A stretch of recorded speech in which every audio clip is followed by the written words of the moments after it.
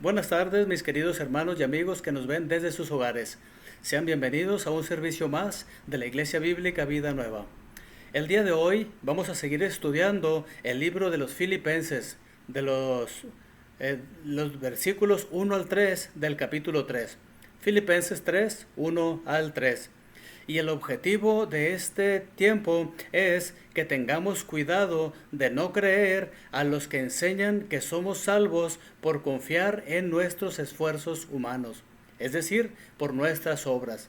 Hoy en día hay mucha gente que piensa que por ser una buena persona, que por hacer muchas obras de caridad o que por salvarle la vida a alguien ya se ganó uno un pedacito de cielo.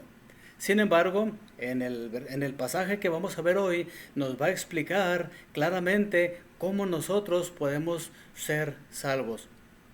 Básicamente, en la actualidad han existido dos distintas creencias en cuanto a la manera de salvarnos. Una es la bíblica, lo que nos dice la Biblia, que es por medio de la fe y la obra que Cristo hizo en la cruz y por su resurrección. Es la forma bíblica. Y la otra que es de todas las religiones, falsas religiones, que es a través de las obras. Mucha gente piensa que a través de hacer buenas obras se va a salvar. Pero el día de hoy vamos a ver en Filipenses 3, 1 al 3, cómo nosotros podemos llegar a ser salvos. Vamos a buscar ahí en sus Biblias Filipenses capítulo 3 y vamos a estar leyendo los versículos 1 al 3. ¿Lo tenemos ahí en sus Biblias? Vamos a leerlo. Dice así: Por lo demás, hermanos míos, alégrense en el Señor. Para mí no es molestia volverles a escribir lo mismo, y a ustedes les da seguridad. Cuídense de esos perros, cuídense de esos que hacen el mal, cuídense de esos que mutilan el cuerpo, porque la circuncisión somos nosotros, los que por medio del Espíritu de Dios adoramos, nos enorgullecemos en Cristo Jesús y no ponemos nuestra confianza en esfuerzos humanos. Aquí el apóstol Pablo nos está diciendo que tengamos cuidado. Ahora, ¿de quién debemos nosotros cuidarnos? De acuerdo al versículo 2, dice ahí, de los perros, los que hacen el mal y mutilan el cuerpo. Ahora, antes de continuar con este pasaje, vamos a orar para encomendar en las manos de Dios este tiempo. Oremos. Padre, te damos gracias porque nos permites poder acercarnos al trono de tu gracia y poder leer en tu palabra aquellas palabras que el apóstol Pablo les dejó a los filipenses para no dejarse engañar por aquella gente que enseñaba que la salvación se podía hacer a través de esfuerzos humanos. Te ruego, Señor, que abras la mente de cada una de las personas que estará viendo este video para poder entender y poder aplicar y aún compartir lo que hoy veamos, Señor. Gracias, Padre, por esta salvación tan grande y por la forma como nosotros podemos llegar a obtenerla.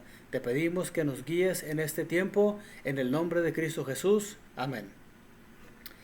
Aquí el apóstol Pablo les llama perros. Perros es una forma despectiva de decirle a una persona. Y en aquel tiempo había perros iguales que los de aquí, pero en aquel lugar no los tenían o no los amaban como nosotros muchas veces amamos a nuestras mascotas. Por lo general, en ese tiempo los perros eran animales salvajes, eran animales que andaban allí comiendo desechos, basura u otros animales allí muertos. Y el apóstol Pablo les dice perros a este tipo de gente. ¿Por qué? Porque este tipo de gente se comportaban como esos perros, que andaban haciendo el mal y ellos debían de cuidarse. Ahora el apóstol Pablo llama perros a estos judaizantes. Estos hombres eran judíos que decían creer en Cristo, pero enseñaban que los creyentes debían ser circuncidados y guardar la ley de Moisés para ser salvos. Entonces, aquí podemos ver cómo este tipo de gente estaba llevando al infierno o estaba desviando del camino correcto a la gente que quería acercarse a Dios. Ese tipo de gente le decían, sí, tienes que circuncidarte y tienes que guardar la ley de Moisés, si no, no puedes ser salvo. Hoy en día hay algunas falsas religiones que también enseñan que debemos ser salvos a través de los esfuerzos humanos. Entonces, el apóstol Pablo les llama perros. Ahora vamos a buscar Gálatas capítulo 1, versículos 6 al 9, donde nos explica aquí un poquito más sobre esto. Gálatas capítulo 1, versículos 6 al 9. Y vamos a ver cómo el apóstol Pablo describe a estas personas que en el versículo anterior les llamó perros. Dice así, Gálatas 1 del 6 al 9. Dice así, me asombra que tan pronto estén dejando ustedes a quien los llamó por la gracia de Cristo, para pasarse a otro evangelio. No es que haya otro evangelio, sino que ciertos individuos están sembrando confusión entre ustedes y quieren tergiversar el evangelio de Cristo. Pero aún si alguno de nosotros o un ángel del cielo les predicara un evangelio distinto del que les hemos predicado, que caiga bajo maldición. Como ya lo hemos dicho, ahora lo repito, si alguien les anda predicando un evangelio distinto del que recibieron, que caiga bajo maldición. Aquí el apóstol Pablo a los Gálatas les está diciendo lo mismo, pero un poquito más explicado. ¿Cuántos evangelios hay según este pasaje? Y la respuesta es solamente uno verdadero, y hay muchos falsos, que muchos falsos maestros tergiversan para engañar a la gente o sacar algún beneficio para ellos. ¿Qué estaban haciendo estos ciertos individuos en el versículo 7? Dice ahí que estaban sembrando confusión entre ustedes y quieren tergiversar el evangelio de Cristo. Entonces esto es lo que estos hombres estaban haciendo, tergiversar el evangelio y sembrando confusión. Hoy en día también hay gente que anda sembrando confusión y tergiversando el evangelio. Hay muchos falsos maestros, tristemente, hoy en día. Y en el versículo 8 y 9, ¿cuál es el fin de estas personas que enseñan un evangelio diferente? Dice allí que caen bajo maldición porque están engañando a la gente con un evangelio falso. Entonces este tipo de gente está bajo maldición. Los que somos hijos de Dios y estamos enseñando lo correcto, tenemos la bendición de Dios, pero este tipo de gente está bajo maldición. Y los que creen en este falso, o esta gente falso, no pueden ser salvos. ¿Por qué? Porque están creyendo a otro evangelio. Hoy en día hay mucha gente que busca genuinamente a Dios, pero si cae bajo un evangelista falso, va a ser desviado del correcto evangelio. Y tristemente no va a poder ir al cielo. Si cree en un evangelio diferente. Ahora vamos a regresar a Filipenses 3, otra vez. Filipenses capítulo 3. Y los versículos, el versículo 3. Y aquí la pregunta es, ¿qué Pablo dice sobre la circuncisión? ¿Por qué? Porque los falsos maestros estaban diciendo que si alguien no se circuncidaba, no podía ser salvo. Ahora, ¿qué dice el apóstol Pablo de la circuncisión? Dice, porque la circuncisión somos nosotros los que por medio del Espíritu de Dios adoramos, nos enorgullecemos en Cristo Jesús y no ponemos nuestra confianza en esfuerzos humanos. La circuncisión es buena para la salud del cuerpo del hombre, pero no es la física, no ayuda nada en la salvación. Entonces, la circuncisión fue dada por Abraham y a sus descendientes como una señal del pacto de Dios que Dios le hizo a Abraham, para ser guardado por sus descendientes. Esta señal era para distinguir al pueblo de Dios de los que no lo eran. Entonces, esta señal que Dios le dio a Abraham cumplió su función en aquel tiempo y hoy en día ya no es necesaria. Ahora, si alguien quiere hacérsela por salud, está bien, pero para salvación no tiene nada que ver. No tiene nada que ver. Y tristemente hoy en día hay muchos falsos maestros que enseñan que ya sea la circuncisión o por guardar los 10 mandamientos van a ser salvos. Que el Señor nos ayude y nos guarde de este tipo de gente que el apóstol Pablo les llamó perros. Vamos a leer Colosenses 2 del 9 al 14 para ver qué nos dice Pablo sobre que nosotros somos la circuncisión. Y vamos a ver también cuál era el significado de la circuncisión. Vamos a leer del 9 al 14. Dice así: toda la plenitud de la divinidad habita en forma corporal en Cristo, y en Él, que es la cabeza de todo poder y autoridad, ustedes han recibido esa plenitud. Además, en Él fueron circuncidados, no por mano humana, sino con la circuncisión que consiste en despojarse del cuerpo pecaminoso. Esta circuncisión la efectuó Cristo.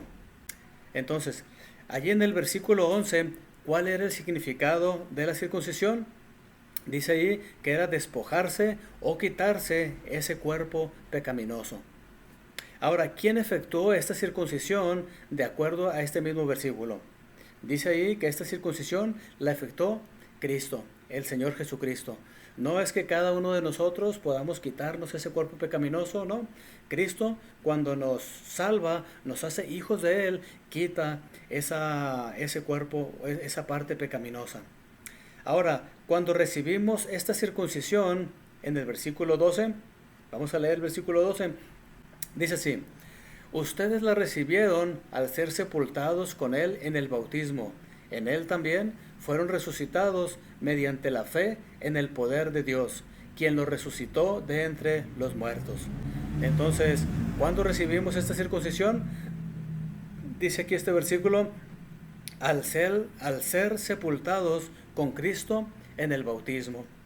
Ahora, este no se refiere al bautismo físico cuando se me sumerge la persona en el agua y se saca, sino al bautismo espiritual, cuando el Espíritu Santo nos pone en el cuerpo de Cristo, nos sumerge para ser todos de una misma familia, nos hace pertenecer a la familia de Dios.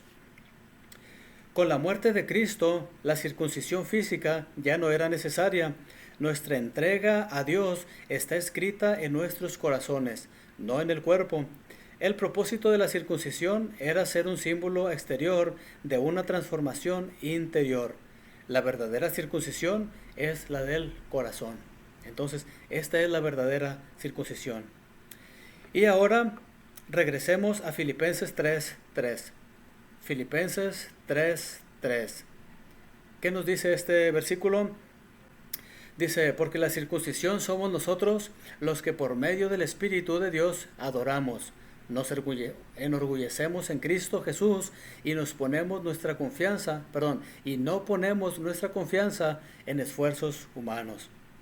Aquí el apóstol Pablo nos está dando 3 características de un verdadero cristiano. ¿Cuál es la primera? Dice allí que adoramos por medio del Espíritu de Dios. Esa es la primera característica. Hoy en día hay mucha gente que no es hija de Dios y trata de adorar a Dios a su manera. Unos adoran al sol, otros adoran a los astros, otros adoran a diferentes cosas. Pero nosotros adoramos a Dios por medio del Espíritu Santo.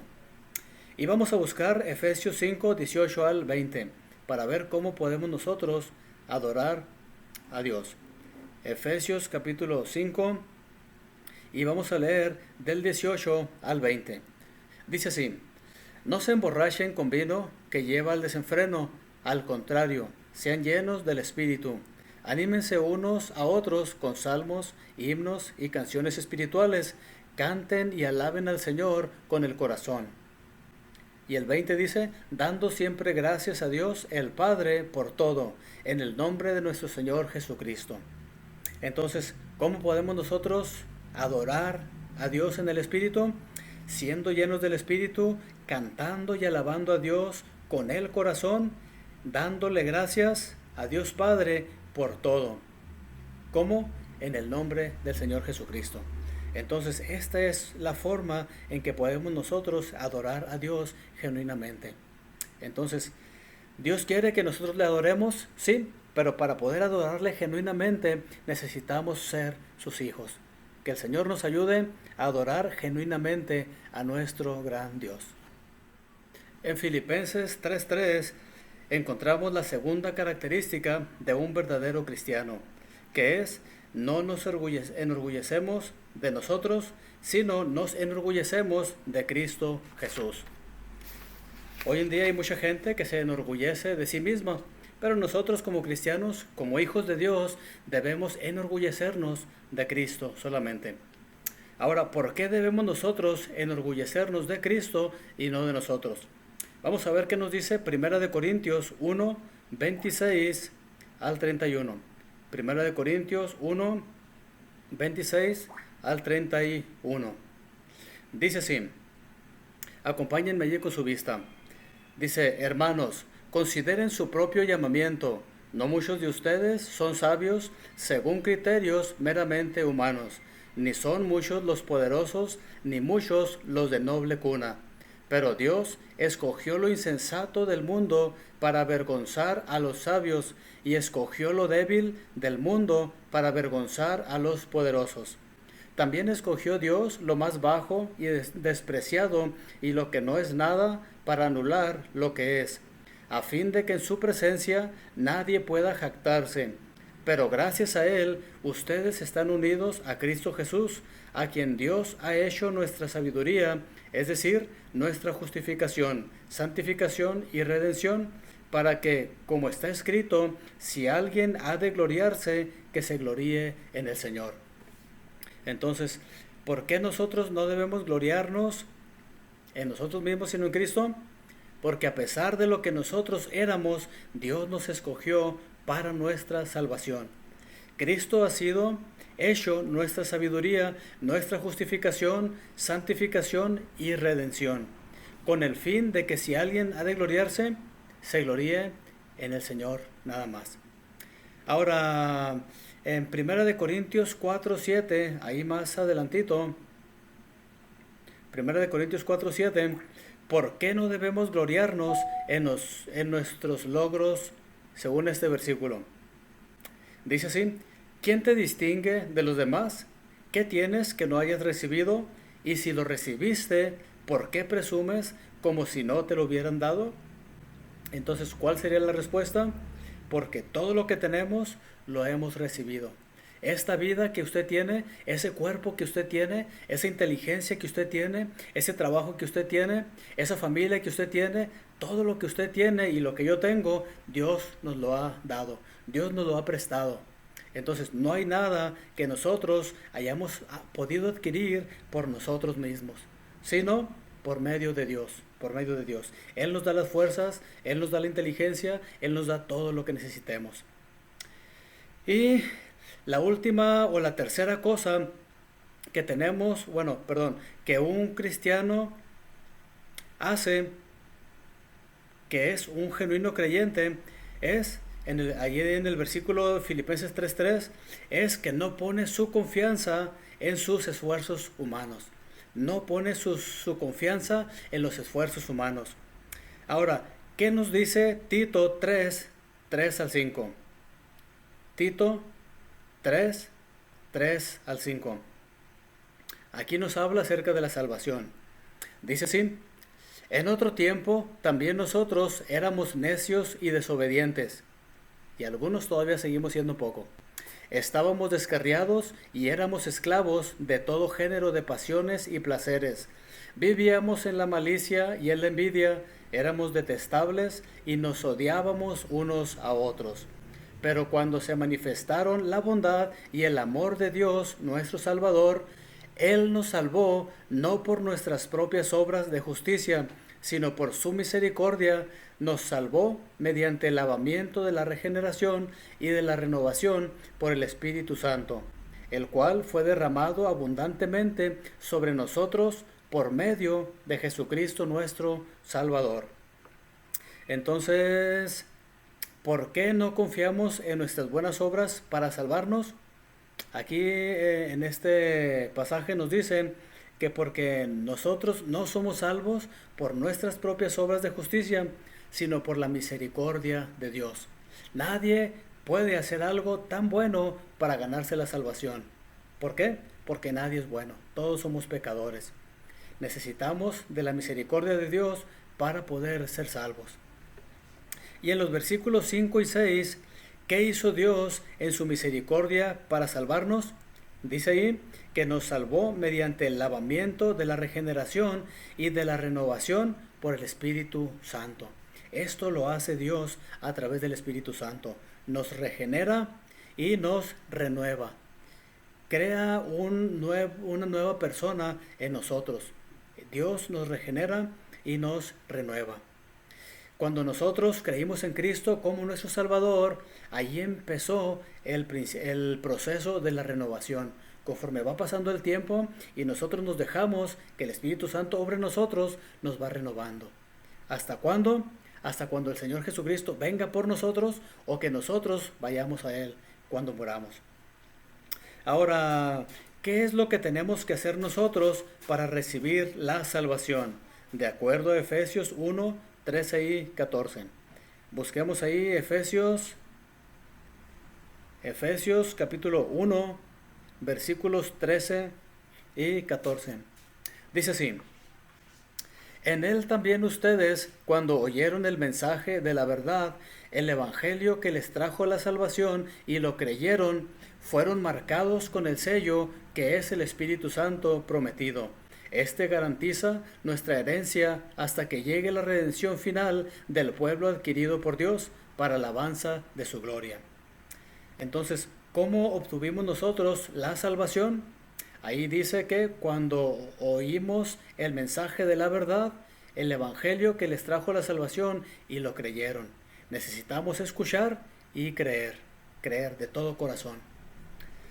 Entonces, si nosotros no escuchamos el evangelio, no vamos a poder tener la salvación. Necesitamos el evangelio. Ahora, ¿qué nos dice Efesios 1:7? Vamos a unos versículos antes. Dice así: en él tenemos la redención mediante su sangre, el perdón de nuestros pecados, conforme a las riquezas de la gracia que Dios nos dio en abundancia, con toda sabiduría y entendimiento. Bueno, leí también el 8. Ahora, ¿qué es lo que hizo Cristo para salvarnos? Dice ahí que tenemos la redención mediante su sangre. Cuando Cristo estuvo en la cruz, derramó su sangre. Bueno, ya desde antes había derramado sangre. Cuando le dieron latigazos, le pusieron la corona de espinas y Cristo derramó su sangre en ese día. Y esa sangre es la única que puede limpiar nuestros pecados. Dice aquí el perdón de nuestros pecados conforme a las riquezas de su gracia. Y todo esto es un regalo que Dios nos da. Si nosotros creemos que Cristo murió en la cruz, que fue sepultado y resucitó al tercer día, podemos ser salvos. Si nosotros no lo creemos, entonces no podemos ser salvos. Esa es la única manera. Ahora, aquí ya para concluir, hemos visto de que hay dos formas en que hoy en día la gente cree que se puede salvar. Hay mucha gente y la gran mayoría, tristemente, piensa que es a través de sus buenas obras. Sin embargo, la Biblia nos dice que solamente por la obra que hizo Cristo en la cruz, solamente por esa obra, Cristo derramó su sangre, murió por nuestros pecados, resucitó al tercer día y ahorita está a la diestra de Dios intercediendo por usted y por mí. Entonces, si usted cree esto de todo corazón, va a tener la salvación. Si usted cree que por creer en Cristo y por otra cosa, entonces no va a tener la salvación. Solamente es por la fe en Cristo Jesús. Entonces, que el Señor nos ayude a creer solamente en Él, aquellos que aún no han creído y que no son hijos de Dios, y aquellos que ya somos hijos de Dios, que Dios nos ayude a compartir esta salvación tan grande que alguien nos trajo a nosotros. Entonces, que Dios nos ayude a ser buenos evangelizadores, que Dios nos ayude a participar en las misiones, porque hay mucha gente que aún no ha oído y hay mucha gente que no ha creído. Entonces, vamos a orar para que Dios obre en nuestras vidas y en aquellos que aún no han oído. Padre, Te damos gracias porque en tu palabra podemos encontrar esta forma en que podemos ser salvos, solamente a través de nuestro Señor Jesucristo, creyendo en Él. Pero tristemente hoy en día hay mucha gente, Señor, que no cree bíblicamente, sino cree que se puede salvar por sus esfuerzos humanos. Yo te ruego, Padre, que obres en aquellos que ya somos hijos de Dios para poder poner énfasis en compartir el Evangelio, participar en las misiones activamente, Señor. Y también, Padre, por aquellos que aún no han creído, si hubiera alguna persona que me está viendo, que aún no ha creído en ti, Señor, obra, Padre, para que él pueda llegar a creer. Que tome un momento en este tiempo, Señor, y que él se ponga a cuentas contigo, que crea en ti, Padre. Te pedimos, Señor, que bendigas a cada una de las personas que nos está viendo y ayúdanos, Señor, para poder seguir compartiendo este hermoso mensaje del Evangelio, para que mucha gente pueda llegar a creer en ti también y ser salva. Te pedimos esto en el nombre de Cristo Jesús. Amén. Muchas gracias por haberse quedado hasta el fin de este tiempo. Que el Señor les bendiga. Si les gustó este video, denle un like y compártanlo para que mucha gente pueda llegar a conocer el verdadero Evangelio. Que Dios les bendiga. Nos vemos la próxima.